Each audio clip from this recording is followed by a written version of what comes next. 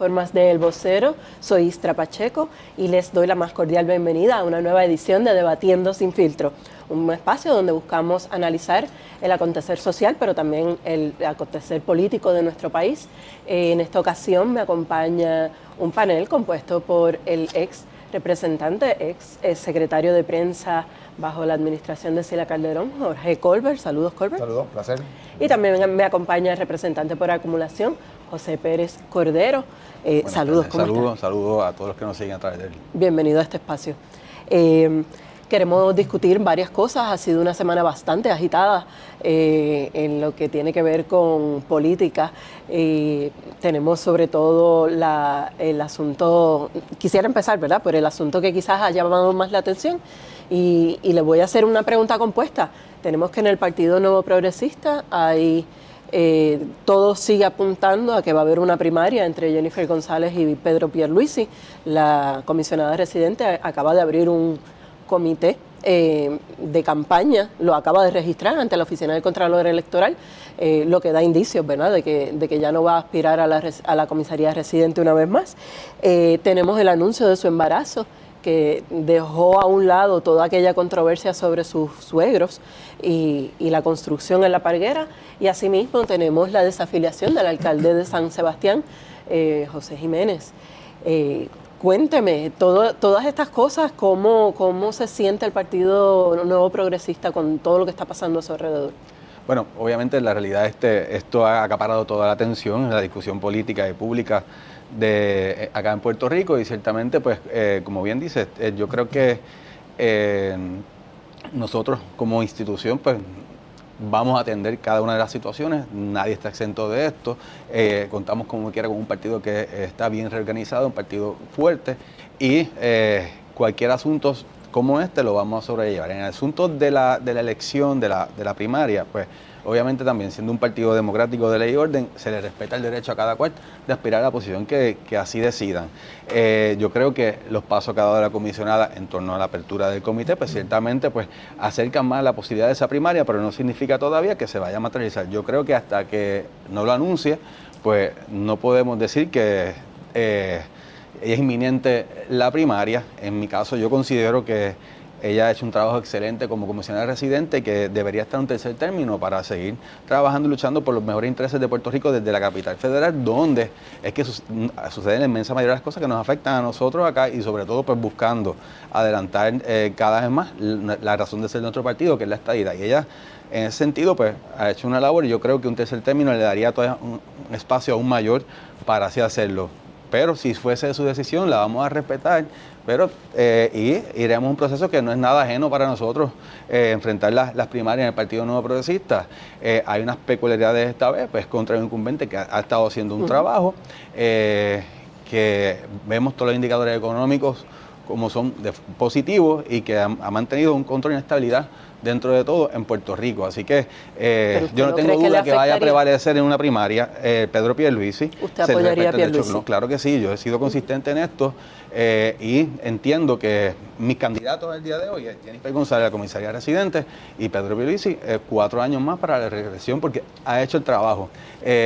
Ahora, todo aquel que milita en el Partido Nuevo Progresista y cumpla con los requisitos en ley para aspirar a la posición que quiera, ese es un derecho que nosotros podemos coartar, porque iría contra lo que nosotros por tanto tiempo también hemos predicado. Así que ahí, a todas luces, puede que se materialice.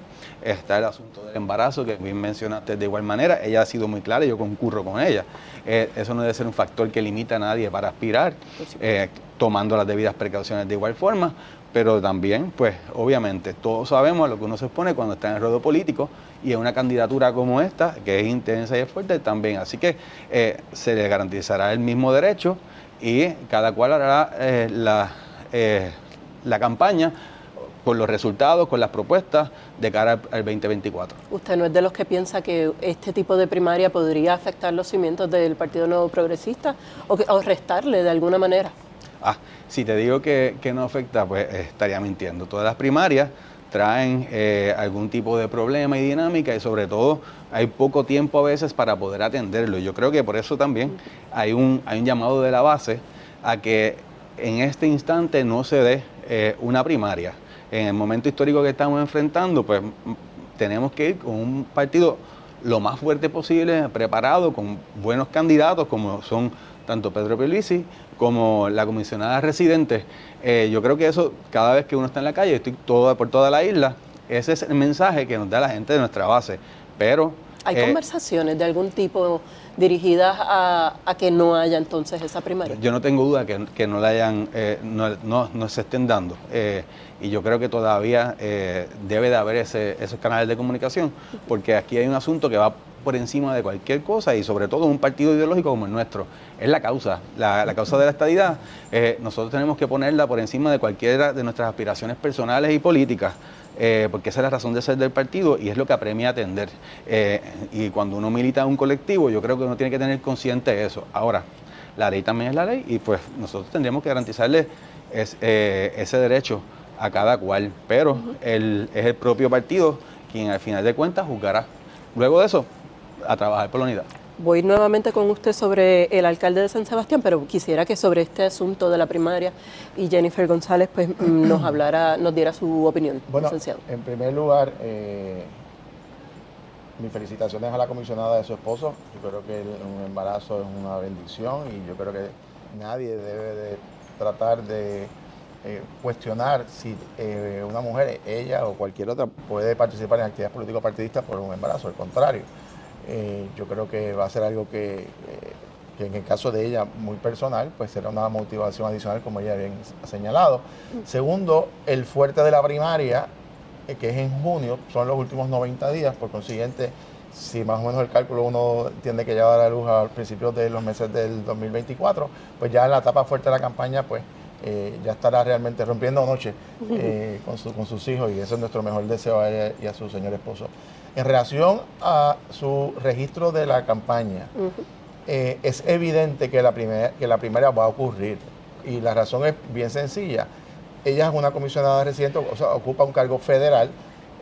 Su comité tiene que estar registrado en la Comisión Federal de Elecciones, donde está registrado su comité. Una vez ella decide registrar en la Oficina del Contralor Electoral en Puerto Rico, quiere decir inequívocamente que ella va a aspirar a un cargo de la jurisdicción del Estado Libre Asociado. Quiere decir que ella va a aspirar o al puesto de la gobernación o al puesto de Cámara, Senado o una alcaldía, cosa que todos sabemos que no va a ocurrir, porque si su intención fuese, como dice mi buen amigo Che, de permanecer en la comisaría residente, no hace ningún sentido. Es más, incumpliría con la ley federal si no retiene abierto su comité a nivel del Congreso. Por lo tanto, quiere decir que es inminente, va a radicar a la gobernación y ya la ha oficializado. De hecho, lo hizo antes del día 1 para que el gobernador sepa y sus seguidores que va para adelante. Y también ha señalado que antes del domingo 1 va a poner una fecha, que va a ser el día 2. Así que ya esto es algo que se había anticipado, y el formalismo que le está dando, sobre todo antes del día 1, era para anticipar y un poco desinflar cualquier señalamiento que hiciera el gobernador de retos y demás, porque ya lo hizo antes. En cuanto a esa campaña primarista, una campaña dura, y hizo un análisis para el vocero precisamente de unas columnas que podrán observar, en donde pues hay múltiples variables a favor y en contra de ella y a favor y en contra del gobernador. Va a ser una primera, yo creo que va a acaparar la atención del país, porque son las dos figuras de mayor jerarquía, por lo menos en términos de una primaria a ese nivel. Habrá que ver qué ocurre en el Partido Popular. Y pienso que el anuncio del alcalde de San Sebastián, de Javier Jiménez, es un logro importantísimo para el Proyecto Dignidad. Entonces, es una figura muy respetada. El alcalde ganó con el 72% de los votos, más de 7,000 votos de ventaja contra su más cercano contendiente, y además es una figura muy respetada que va a dar fuerza al Proyecto Dignidad, donde ha señalado que se va a estar afiliando ya próximamente. Proyecto Dignidad, para que tengamos, ¿verdad?, los números, básicamente se formaliza para la campaña del 2020, sacó 6.79% de los votos en su primera aparición. PIB sacó 6.90, así que básicamente es un virtual empate con el Partido Independentista en términos de respaldo de voto. De partido per se. De partido, de claro. Voto íntegro, como se llama. En el caso del candidato a la gobernación, el doctor César Vázquez, sacó 85,000 votos.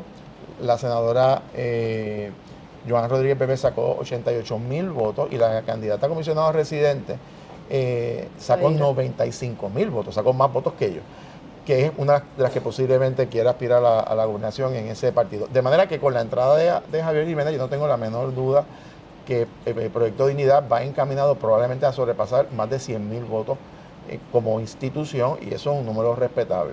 Aunque no va a elegir una mayoría parlamentaria, porque van a nominar solamente uno, pero un voto puede ser decisivo en una legislación o constituir un cuerpo. El plan de ajuste de deuda, que reestructuró casi 50,000 millones de dólares del gobierno central, los sistemas de retiro y salvó las pensiones, se aprobó en Cámara y Senado, pero que en el caso del Senado se aprobó por un voto, con 14 votos exactos. Si un senador nada más o senadora hubiese votado en contra, se colgaba toda la reestructuración de la deuda y también se iban las pensiones. Así que un voto en la legislatura es decisivo.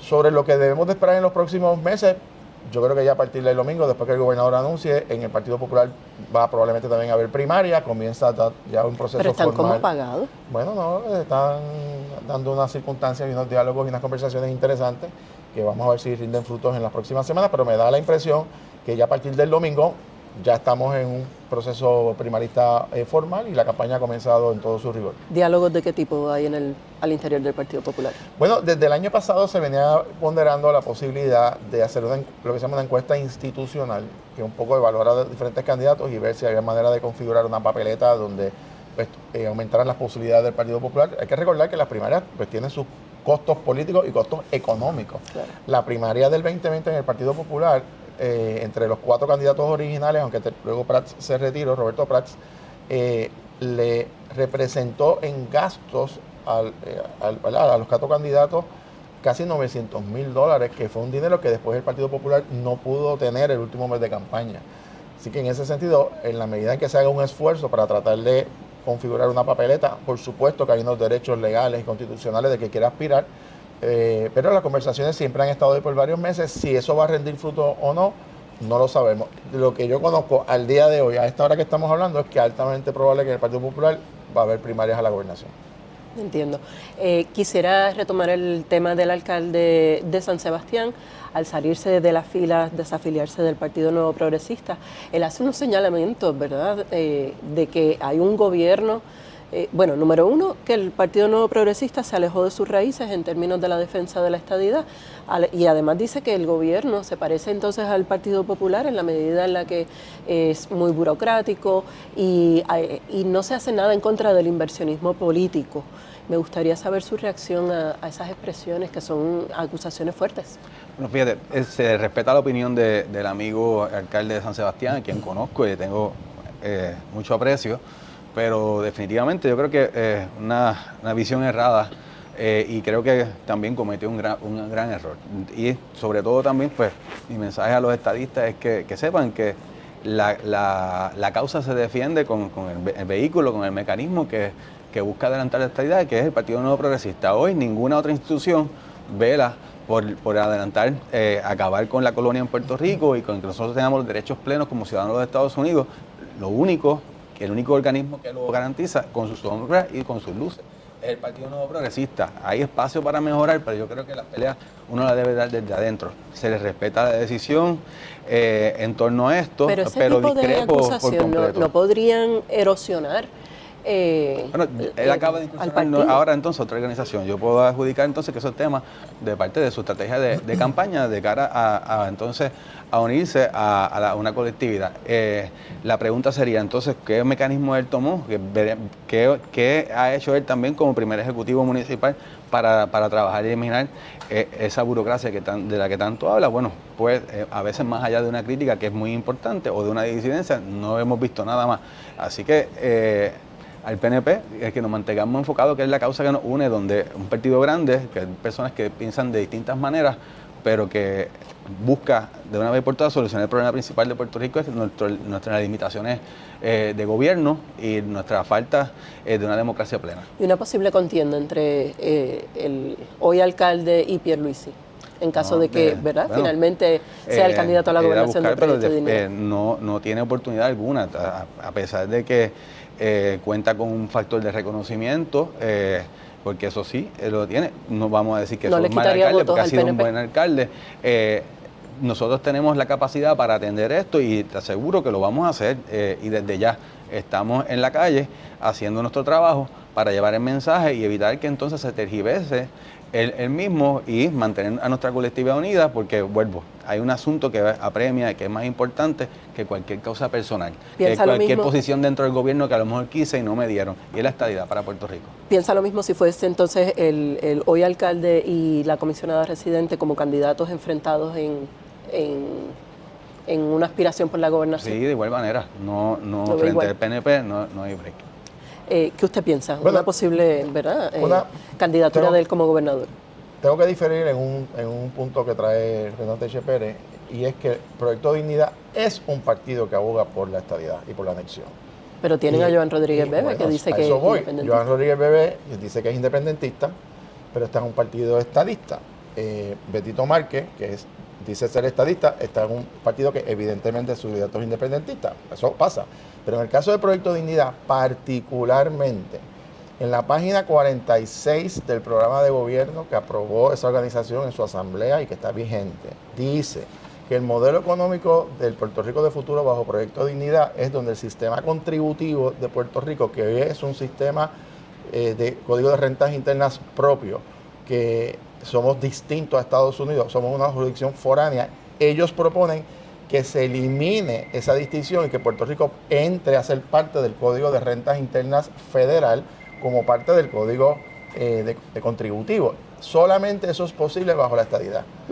Eso eliminaría la autonomía fiscal del Estado Libre Asociado y también cualquier modelo de autonomía contributiva o de independencia contributiva bajo un país soberano. Serían dos candidatos apoyando la estadidad, es lo que usted plantea. Correcto. Ese es el programa. Bueno, si lo quieren cambiar, fantástico. Pero lo que dice hoy en la página 46, inciso 8, es que ellos proponen específicamente un sistema contributivo de Puerto Rico dentro del sistema del Código de Rentas Internas Federal. Eso es la estadidad. Segundo, Javier Jiménez es un político experimentado, sagaz.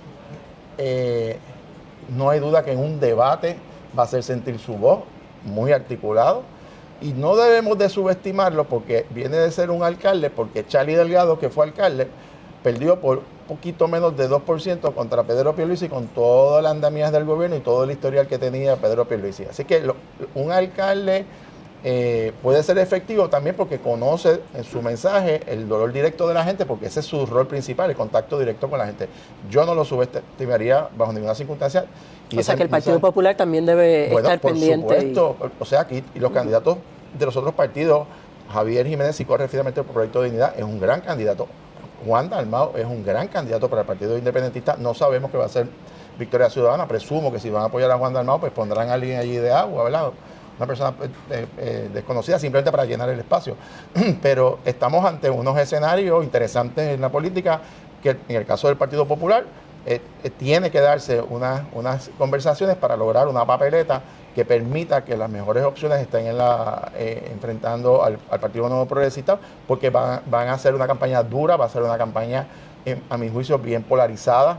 Vamos a ver PAC de muchos millones de dólares de empresarios y PAC de muchos millones de uniones americanas metiéndose en la política puertorriqueña. Así que hay que tener el mejor equipo para el caso del Partido Popular para enfrentar estos grandes retos de las próximas elecciones. Me gustaría preguntarles también, como ustedes saben, la ex representante de María de los Milagros Charbonnier enfrenta un juicio, se ha ido posponiendo, esto no es tan raro, pero ahora mismo el juicio está pautado para empezar el 11 de diciembre, ya en ese momento va a haber, ¿verdad? Ya vamos a estar en plena campaña primarista. Me gustaría saber qué ustedes opinan en el juicio contra el alcalde Ángel Pérez. El exalcalde de Guaynabo, Ángel Pérez, salieron a la luz muchos asuntos de cómo era este inversionismo político, que precisamente es lo que señala el alcalde de San Sebastián. ¿Ustedes entienden que la posposición de ese juicio, esa fecha en la que se va a dar todo lo que puede trascender en ese juicio, afectaría al Partido Nuevo Progresista? Bueno, sin duda alguna es un hecho que sucedió de una ex miembro de la legislatura de Puerto Rico que era representante del Partido Nuevo Progresista. Pues, obviamente fue algo que nos tocó, fue algo que nos afectó y que la discusión en todo momento pues, va a traer algún tipo de de controversia adicional o señalamientos, sobre todo en la coyuntura de un evento primarista de cara a un proceso de elecciones. Pues claro que van a haber distintas personas que van a querer buscar también, adelantar también sus agendas a raíz de esta decisión. En primer lugar, también obviamente ella está enfrentando un proceso judicial donde le asiste una presunción de inocencia. Claro. Ella le corresponderá ahora rebatir las alegaciones presentadas y demostrar que entonces no hay, los hechos no son constitutivos de delito y le corresponderá al jurado determinarlo. Pero bueno, si yo digo que no va a traer algún tipo de efectos, claro que sí, son asuntos que siguen afectando. Y situaciones como esta, pues definitivamente también traen y laceran la confianza del pueblo. Nos toca a nosotros también seguir buscando alternativas para evitar que se siga dando este tipo de situación. Así que se atenderá como se ha atendido en el pasado de igual manera, donde el Partido Nuevo Progresista, pues en todo caso como este, no le ha temblado el pulso y ha actuado rápidamente, y es algo que también contrasta con distintas situaciones que se han dado en otros partidos, donde el silencio es el que reina. En el caso de, yo sé que usted quiere contestarle, en el caso de el ex gobernador o entonces gobernador Aníbal Acevedo Vilá, el juicio a nivel federal le afectó sin lugar a dudas.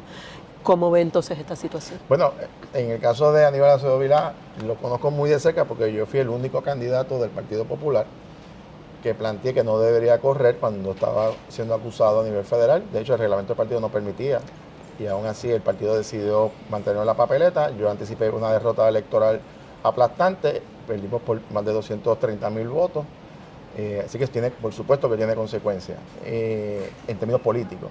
Sobre la ex representante Charbonnet, bueno, pues hay que ver, ¿verdad?, qué testimonios surgen o qué pacto tiene realmente a nivel mediático. Es un caso que más o menos se conoce, ¿verdad?, de qué se trata, de unos empleados y demás.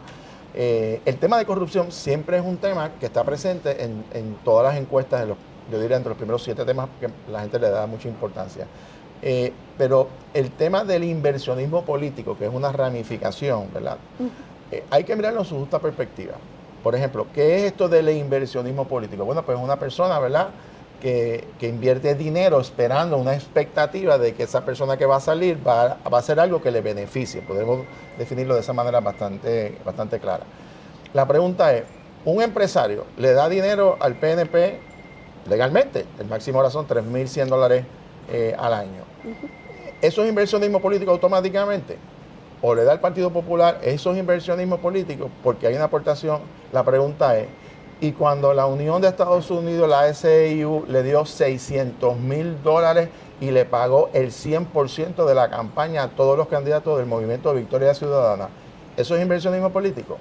Por supuesto que tiene que catalogarse de la misma vara, porque hay una Unión Americana que tiene una expectativa de que venga un gobierno y le favorezca de sus beneficios, y esa es la realidad. De hecho, hubo candidatos que hasta anunciaron acuerdos con uniones antes de que llegara el día de la votación. Eso, la pregunta es si se aplica la misma vara.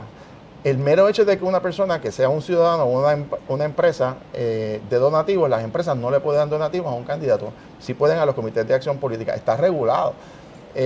Hay muchos electores que dan dinero sin esperar nada a cambio porque creen filosóficamente o los principios.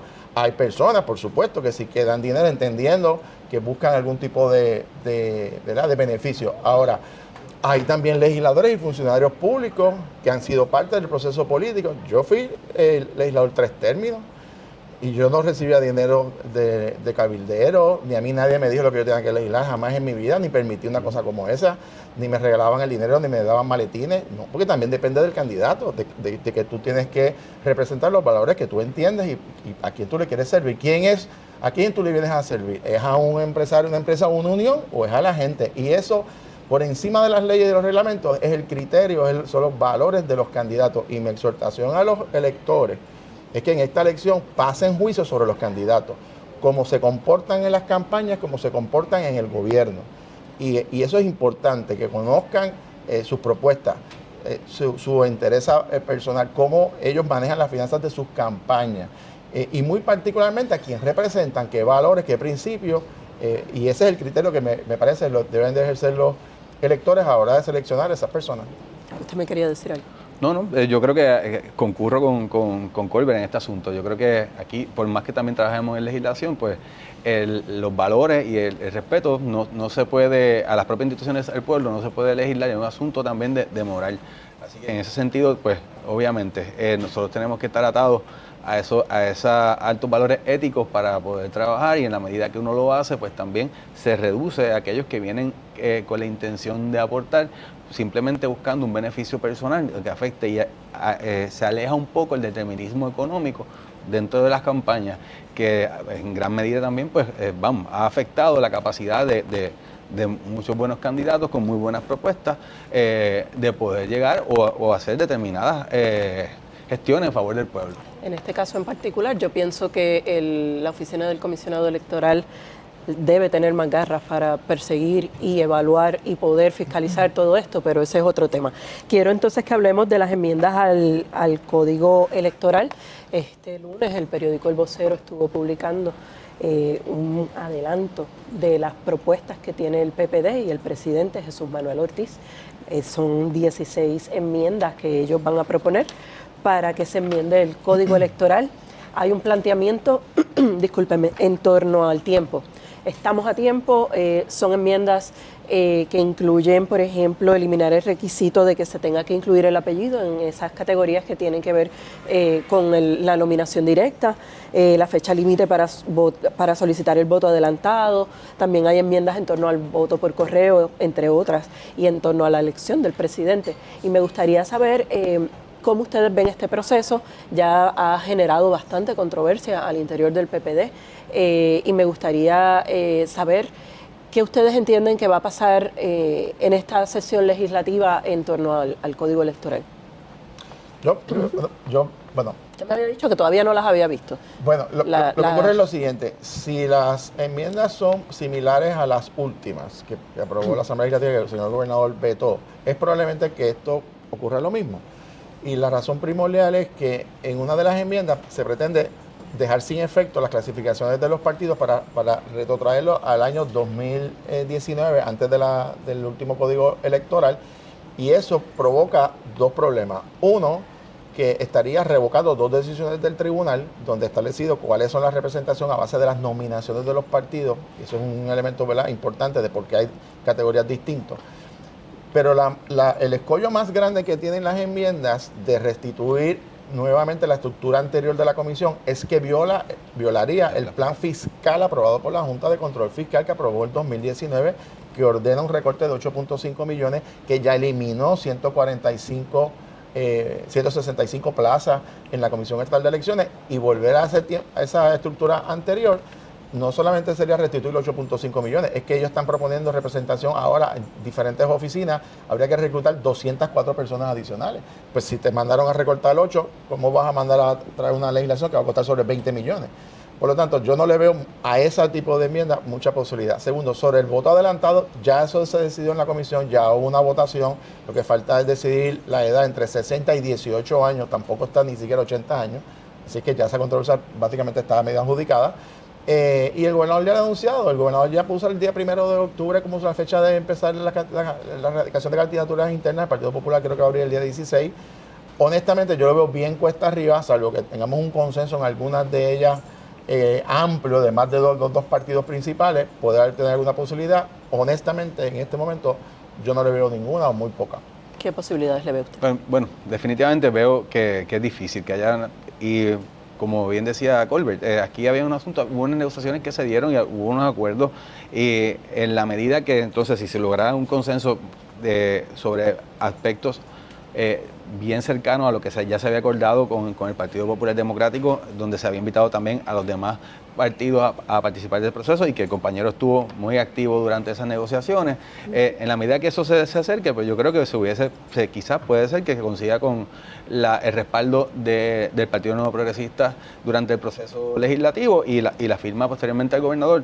Pero la realidad es que lo que hemos visto y lo que se ha hablado, pues se aleja y mantiene la última posición del Partido Popular Democrático una vez entra el compañero Jesús Manuel Ortiz, que en ese caso también pues inicia negociaciones excluyendo al PNP, es un partido mayoritario, y nos ha llevado a donde estamos, que no se ha podido atender asuntos que había un consenso que beneficiaban a todos los movimientos y que ayudaba a garantizar que fuese un proceso eleccionario donde se le garantice lo más sagrado a nuestra gente, que es el derecho al voto, como hablábamos sobre el que se pudiese votar la edad para el voto por correo, que como bien dice Colbert, también ya hay unas decisiones que se están tomando en la comisión que prácticamente finiquitan ese asunto y se va a poder implementar, pero la apertura de los colegios, los horarios de los colegios, que eran muy importantes también, que atendían y que eso garantizaba una participación.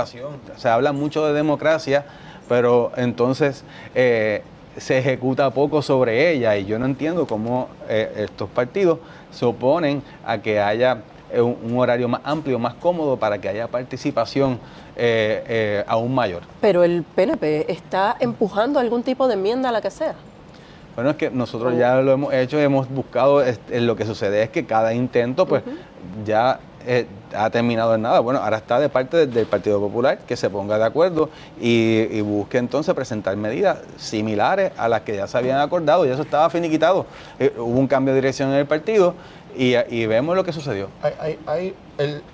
Yo diría que la controversia neurálgica, donde todos los partidos estamos de acuerdo, los 5 partidos, que se empezó a discutir desde septiembre del 2021, eso es lo relativo al voto adelantado, porque el voto adelantado tiene 7 modalidades distintas. Tiene el voto ausente, tiene los confinados, tiene el voto a domicilio, etcétera, etcétera. ¿Cuál es la controversia? Correcto. Que en el 2020, en la elección del 2020, la reglamentación de ese tipo de voto se vino a terminar en octubre, el mes antes de las elecciones, y por consiguiente el manual de procedimiento terminó prácticamente 3 semanas antes de la votación. Eso que era un caos en la comisión, y la votación, que ustedes saben, ¿verdad? Lo que estuvimos 7, 8 horas haciendo fila para votar, pues eso fue el caos que se formó. Esa parte de la ley, del código, ya se atendió internamente mediante una resolución que propusimos nosotros en aquel momento, y que se acogió que todos los reglamentos sin excepción, más todos los manuales sin excepción, se aprueben y se pongan vigentes un año antes de las elecciones. Quiere decir, en este noviembre de la próxima semana. Ya la parte que tiene que ver con el escrutinio, con lo que tiene que ver con las peticiones de endoso que van a ser electrónicas, todo eso ya se aprobó y comienzan en noviembre. Lo que falta que es el aspecto de la edad, que era la gran duda, es que si todos los ciudadanos que tengan 60 años o más pueden votar por correo, el universo de electores va a subir de 200,000 en el 2020 hasta 765,000. Hay que recordar, ese es el universo, no quiere decir que todos van a votar, pero hay que recordar que cada sobre un potencial tiene 3 papeletas. Por consiguiente, si estás hablando de 700,000 personas, quiere decir que va a haber 2.1 millones de papeletas que hay que contar desde el día de las elecciones hasta el último día del escrutinio. Eso pudiese dejar certificaciones preliminares en el aire mucho tiempo. Ese es el tipo de área que todavía queda trabajo por hacer, sobre todo porque la comisión todavía, por lo menos hasta que nosotros salimos de allí, no había coordinado los trabajos con el postmaster, que es la persona encargada, porque los carteros van a manejar los sobres con papeleta. Esa parte es la que yo presumo que es la que tienen que estar trabajando ahora, para asegurarse que esa gran cantidad de sobres que vaya a llegar las puedan manejar rápidamente y se puedan contar.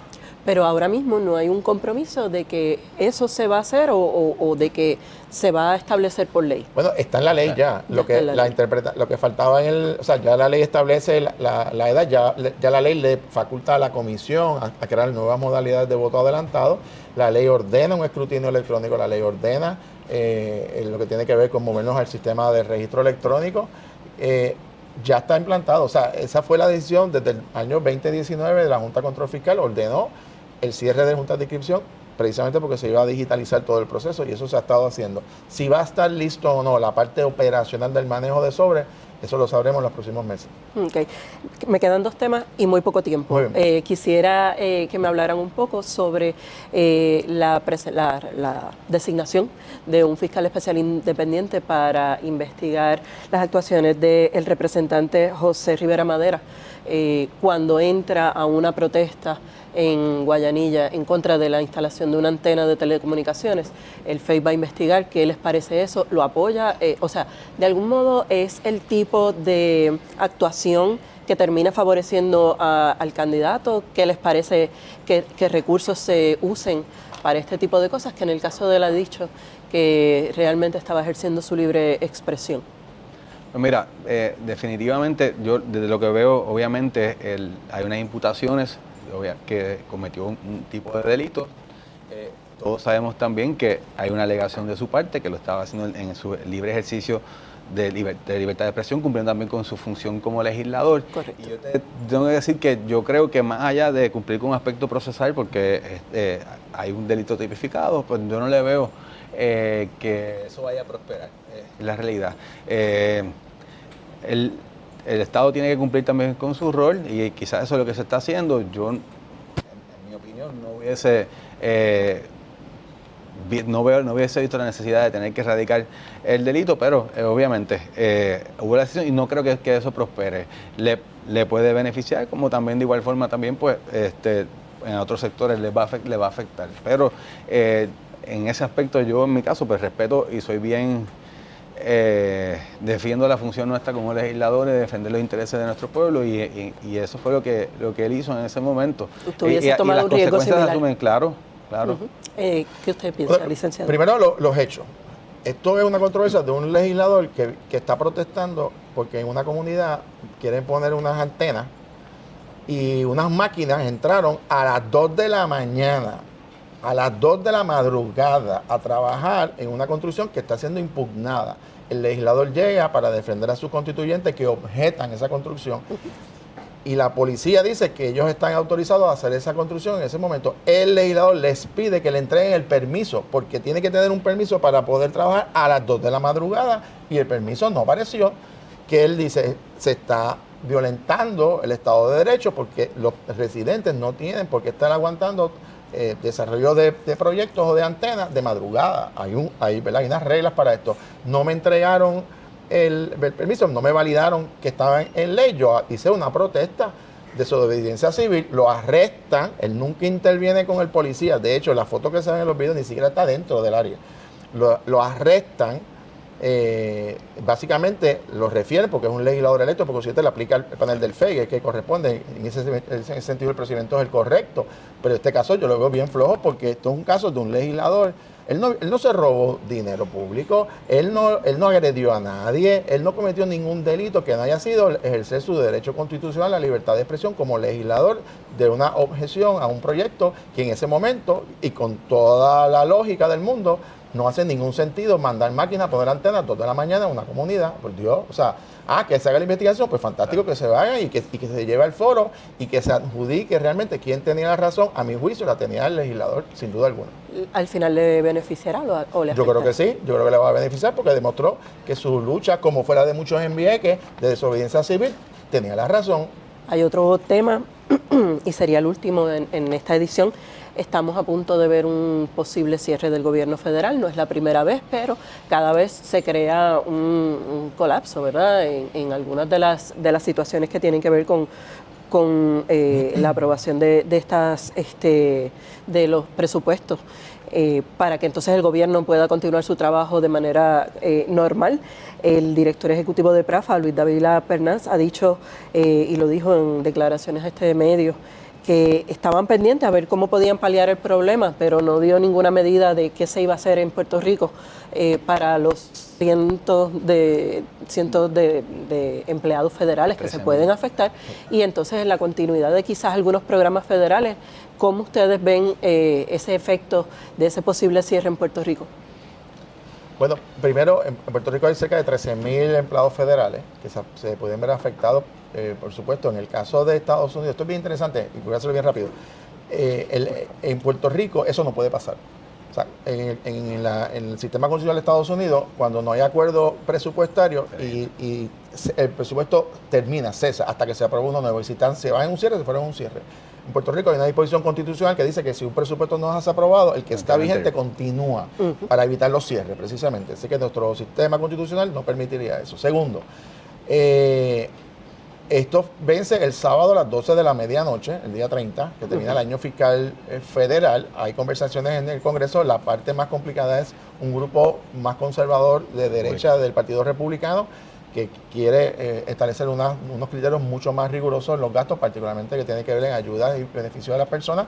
Si está por resolverse, yo presumo que aquí hay una de dos alternativas: o que extiendan por 30 días más, que es posible que ocurra. Y ha ocurrido antes. Y ha ocurrido antes y siguen las conversaciones, o si que realmente estos se van a la banda, como decimos, y provocan un cierre. El efecto para los republicanos y para los demócratas, para ambos electoralmente, es terriblemente malo, porque ya la campaña comenzó y van a demostrar que ninguno tiene la capacidad de sentarse a dialogar y de llevar entendimientos, y eso ante el electorado es terriblemente mal.